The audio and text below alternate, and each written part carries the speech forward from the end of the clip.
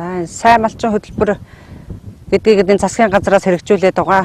Энэний одоо давуу тал нь одоо юунтай байна вэ?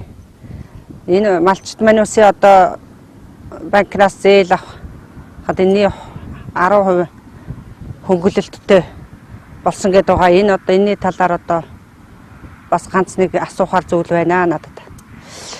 За энэ банкнаас ингээд зээл авчлаа. Энэ хүүг нь одоо хаанаас ч гэсэн аль банкнд ч гэсэн шилжүүлээд бууруулж өгч болох юм уу хүүгийг? Энэ бас нэг асуух зүйл байна. Энэ хөдөөний манус одоо энэ Улаанбаатараас харьяагаас банкнаас одоо зээл мэйл авч болдго юм уу? Тэгээд бас энэ залуу малчтаа бас жоохон дэмжиж зээл олгож бас нэг зээлийнхаа хэмжээг бас нэг арай нэг жоохон өсгөж өгвөл яасан бэ гэсэн асуулт тавьж байна би. Энэ одоо 29%, 18% гээд урд нь байсан. Одоо энийг одоо уул нь 10% болгосон гээд одоо масны зээл чинь. Одоо энийг уул нь 10% болгочлаа гээд ингээд зэрэг чи ерөнхийдөө зээл хөөцөлтөд явахдаа зэрэг энэ чи одоо аймаггаар дамжиж бүх юм адаг болчих штеп одоо энэ ч одоо тэгээд нэгт. Хоёр тэгэхэд бол одоо эрүүл мэндийн дэвтэр юу нэг халамжийн дэвтэр дээр бүгэлжээ зээл хөл болгоно гэсэн одоо ийм юм яригдаад одоо ерөөсө бас чангал байна бидэрт одоо бол ер нь зээл хөл хөөцөлтөд энийг л одоо ерөнхийдөө бодоод одоо орон сум нутаг дээр шийдээд болж байсан юм а энэ сум нутаг дээр шийдээд өгвөл бас сайн байна гэж хэлмээр энэ одоо. Яг одоо асуувал та юу гэж асуух вэ? Банкнаас одоо асуув. Одоо банкнаас асуувал одоо би одоо ер нь энэ зээл одоо аймаг хот орж ингэж дамжиж ингэж явуулахааргүй энэ дээр одоо ер нь шийдчихдэг зүгээр нурд дурдах шиг л гэж хэлмээр байна. Энэ банкны хүйч нь одоо тэр 10%-аар яг баталгааж яг хэдэн жил хугацаатай байлаа гэд имэжийг хэрэгэлзээд байдаг. Энэ удаан жилийн хугацаатай юм уу, жилийн хугацаатай юм уу? Нэг л жилийн хугацаатай бол бас хэцүү байна. Удаан хугацаатай биднүүд банкнаас зээл нэг зүгээр авах гэж байгаа биз дээ. Зүгээр одоо зээлэг аваад тэрийг өгөхгүй шүүгэн штэ тийм ээ. Тэгээд тэрнийгаа төлөөд бас яг хөдөө их яарлгүй твдлгүй. Тэгээ болох юм болов гэл одоо имэжийг эргэлздэг юм аа. Тэгээ одоо энэ залуу хойд улсууд нийгмийн даатгал өгч чадахгүй. Яагаад өгч чадахгүй байна гэд ингээд надаас асуувал тэтгэр байхгүй. Тэтгэмж байхгүй. Групп гэж байхгүй. Хэдэн жоох малаа ашиг шимэл харна. Тэр ашиг шим өдөр тутам гүйхгүй. Ноолуур, ноос, күлдүү түүхий гэдэг 3 хэсэг л байгаа шүү дээ. Энэ 3 хэсэг дээрээ жоохон одоо тэр нийгмийн даатгал матгалаа төлж чадахгүй. Нөгөөд банкныхаа өрлүүл гүн шүү дээ хэдий мөнгө оруул. Тэрнийхээ хүүг төлөе. Тэрлүүгээ л одоо хий. Одоо тэр нийгмийн даатгал матгал дүүрсэн хэрэг. Эрүүл мэндийн даатгалыг төлж чадахгүй байгаа шүү дээ хүүгч одоо. Тий 10% тэрэг минийхөө баталгаатай мó л гэж асуугаад байгаа. Тэгээ баталгаатайг үл сайхан байна. Би сайхан байгаа ч яг муусан хүүхэд хойд үеийнхээ сайхан байгаа байхгүй юу? Дагнан малж байгаа тийм хүүхдүүд байгаа шүү дээ хүүхдүүд нь тэгэл одоо юу сайхан сургууль сайхан. Масны зээлийн 10% болсон гэдэг яриад байдаг. Тэгээд одоо энэ зогтой гараад байхад тэгээд одоо ямар шаардлага байд юм бол эрүүл мэндийн даатгал, нийгмийн даатгал төлсөн байх шаардлагатай гэдэг. Манайх зөв төлөөг бас энийг сонирхоод байдаг. Ямар өвчтэй бодлоо. Тийм. Манайх ч өмнө банкнаас зээл хөөцөлтөл байсан л дээ. Авах гэж. Тэгээд нөгөө малын тоо юу хөрөлтгүй нэгэд юу бац. Болчих. Тэгээс одоо нэг хөнгөлтөд зээл мэйл нэг юм яриад байна. Энэ тэгээд ямар малын толгой тоо яаж юу бац юм бол хамаардаг юм бол. Ханх болцсон юу гэдэг юм бол энэ одоо тэгээд яаж юу яа хөөцөлж явдаг юм. Тэрийн сайн юу сурталчилж мөртөлж сонирхол байл та тэгээд яг юу яаж болохгүй л яг хэдэн толгой малтай болж тэрийг яаж явуулдаг юм бол гэж л асуунаар л байна. За энэ би юу малчтын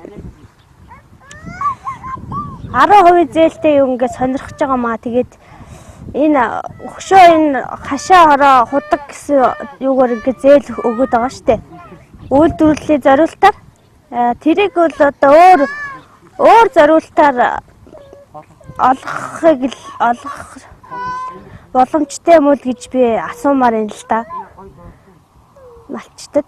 Энэ төрийн банкнаас зээл авъя гэдээ яваад очихоор ингээд хаан багд өртөө гэдэг ингээд бас нэг асуудал тулгараад байгаа шүү дээ тийм ээ. Тэгэхээр заавал хаан багийнхаа өрийг дарж төрийн банкнаас зээл авна гэсэн эдийн засгаар бас иймэрхүү асуудал тавигдаад байгаа байхгүй юу.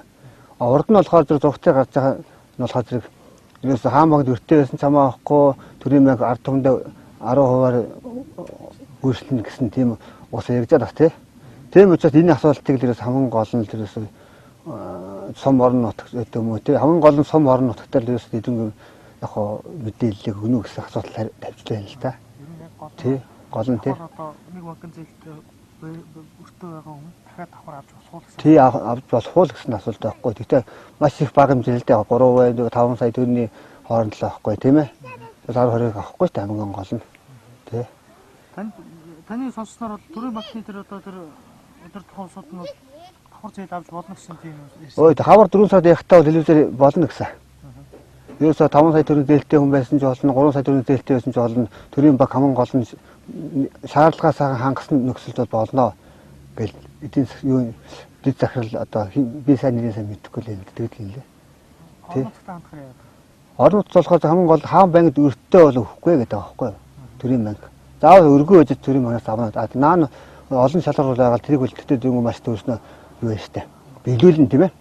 Нийгмийн даатгал гэдэг юм тэр өсөө даатгал тэгэл малын вакцин хэмжүүлэх олон шалгуур тавьж байгаа юм лээ.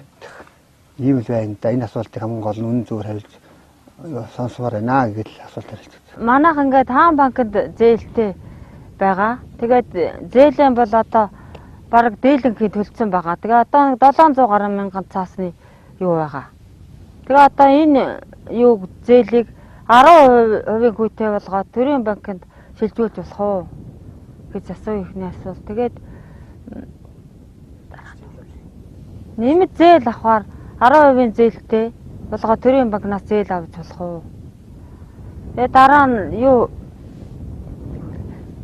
даасан ч юм уу зээлийн эргэн төлөлтийг бол манайх хугацаанд хийгээд зээлийнхаа эргэн төлөлтийг баг ихэнх нь хийцэн байгаа. Тэгээд одоо бага л мөнгө үлдсэн.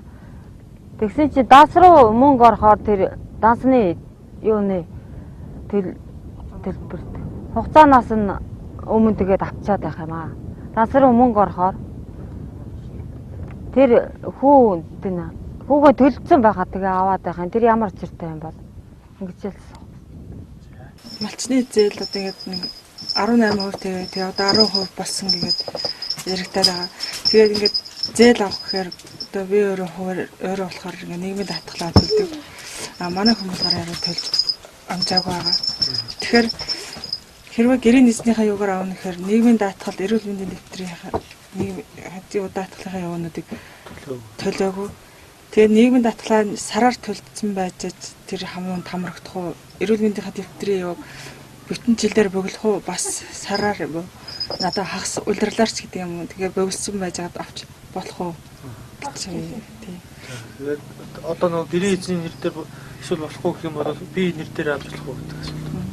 Тэгээ хэрвээ гэрийн эзэнүүд ингээд тэр юуг нийгмийн даатгалаа төлөөгүй байгаад би төлсөн байх юм бол би өөрийнхөө нэр дээр авч болох уу?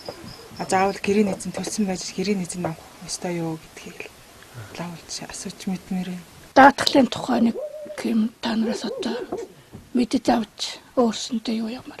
Энэ малыг одоо ингээд эрүүл байлгах юм учраас бол бид нар бол цаг хугацаанд нь багц юм тарилгантай бол өөрснөө хийдэг. Энэнд бол төрөөс тийм хөнгөлттэй зээлмэл хөнгөлтөөр юу зээл олголдож болдго юм уу болдгүй юм уу энийг нэг сонирхоод асуучих гэсэн. Тэгээд даатгалын тухай болохоор зэрэг заавал гэрээ эзэн бол нөгөө нийгмийн даатгалд төлсөн байх хэрэгтэй гэд ингээд ерөөсөө ингээд юу яагаад гэдэг тэрийг одоо яах юм одоо сараар нь төлж болох уу улирлаар нь төлж хамрагдах уу энэ тухай нэг сонирхоод асуучих гэсэн. Малын даатгалыг бол бид нар одоо даатгуулдаг. Энд бол хөнгөлт байдаг юм уу? Гүү юм уу? Энийг л асуух гэсэн юм да. Ингээд нэг асуух нэг зүйл байна. Одоо би энэ залуу болцсон юм байгаа. Гэр бүлгүй. Тэгээ одоо ганц бие юм байгаа. Тэгээд одоо банк санхүү одоо 10%-аар юу болцсон тэгээд одоо зураг санхүүгээр л байнга л рекламлаж гарч ийн одоо тэгээд би нэг өөрийн гэс нэг даалгаараа адуу би. Одоо би думалынхаа тоог өгөөд бүр тоон дээр данстаа би ийм ноттой адуутай хүн. Тэгээ одоо нэг цалин мөнгө одоо ягвдаа би жаатууныхаа шимиг одоо нэг хаврын цагч одоо нэг тариалан барилын эрхэлж штэ. Одоо болохоор гүү мал унгалж юу байгаагүй байна. Би ч нэг үгээс унсаач бол бас юу ячдаг хэдэн гүүнийхээ самыг өгчнө.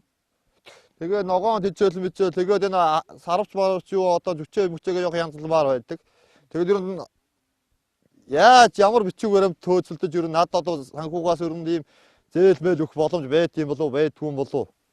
Тий. Тэгээд өргөө тийм байдаг бол одоо хэдэн нүгэр би ямар бичиг баримт ер нь ямар хуу юм бүрдүүлж очих хэвээр юм. Ямар газар очих хэвээр юм. Сумынхаа юу дээр очих юм уу? Тэр хот мөрөө очиж тэгж өгөх юм болов одоо. Тийм л юм асуух юм байна.